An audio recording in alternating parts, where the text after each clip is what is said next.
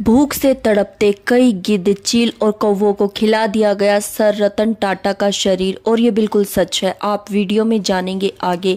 जैसा कि आप थंबनेल में देख ही चुके हैं, सर रतन टाटा के शरीर को चील कौवों को खिला दिया गया। ऐसा क्यों कहा गया और क्यों किया गया? क्योंकि सर रतन टाटा पारसी सभ्यता से बिलोंग करते थे। वो पारसी थे, इसी कारण पारसी लोगों की ये मान्यताएं होती हैं कि उनका दाह संस्कार किस प्रकार से किया जाए।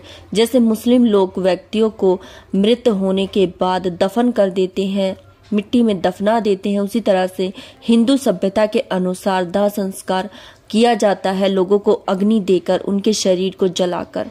वहीं पारसी सभ्यता के अनुसार टावर ऑफ साइलेंस कहा जाता है, जहां पर लोगों के मृत शरीर को लाया जाता है और वहां एक खाली खोखली सी इमारत पर उसके शरीर को रख दिया जाता है। 2 से 3 दिन में चील, कौवे और भूखे गिद्ध उसके शरीर को नोच नोच कर खा जाते हैं। काफी समय से ये पारसी सभ्यता चली जा रही है, जिसमें लोगों का दाह संस्कार इस तरीके से किया जाता है, जिसमें चील, कौवे और गिद्ध लोगों के शरीर को नोचकर खाते हैं। उन्हें इंतजार होता है तो एक पारसी शरीर का।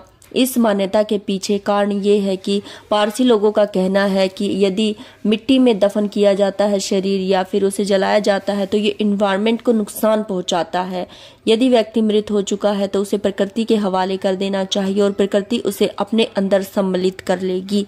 यही पारसी सभ्यता का नियम है और इसी कानून के चलते कई वर्षों से लोगों को इसी तरह से साइलेंस ऑफ टावर पर ले जाया जाता है, जैसा कि आप तस्वीरों में देख सकते हैं। और गिद्ध, चील, कौवों को शरीर को नोचने के लिए छोड़ दिया जाता है। इन पारसियों के कब्रिस्तान को दकमा या फिर टावर ऑफ साइलेंस भी कहा जाता है।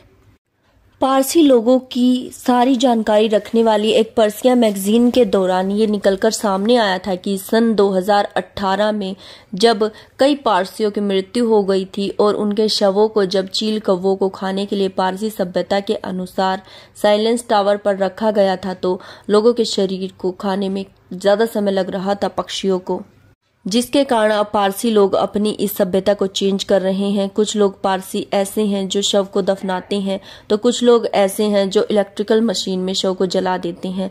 रतन टाटा सर के साथ भी ऐसा ही हुआ। उनके जो है शरीर को इलेक्ट्रिकल मशीन में जलाया गया। पहले तो ये कहा गया था कि पारसी सभ्यता के अनुसार उनके शरीर को इसी तरह से नेचर को सौंप दिया जाए और साइलेंस ऑफ टावर पर रख दिया जाए, लेकिन कई सारी जो है मतभेद के बाद उनके शरीर को इलेक्ट्रिकल आग वाली मशीन में रख दिया गया और उनका दाह संस्कार किया गया। जैसे भी उनका दाह संस्कार हुआ है, बस उनकी आत्मा को शांति मिले। अगर आप भी यही चाहते हैं, सर रतन टाटा को आप भी दिल से सल्यूट करते हैं, तो उनकी आत्मा की शांति के लिए कमेंट बॉक्स में ओम शांति जरूर लिखें।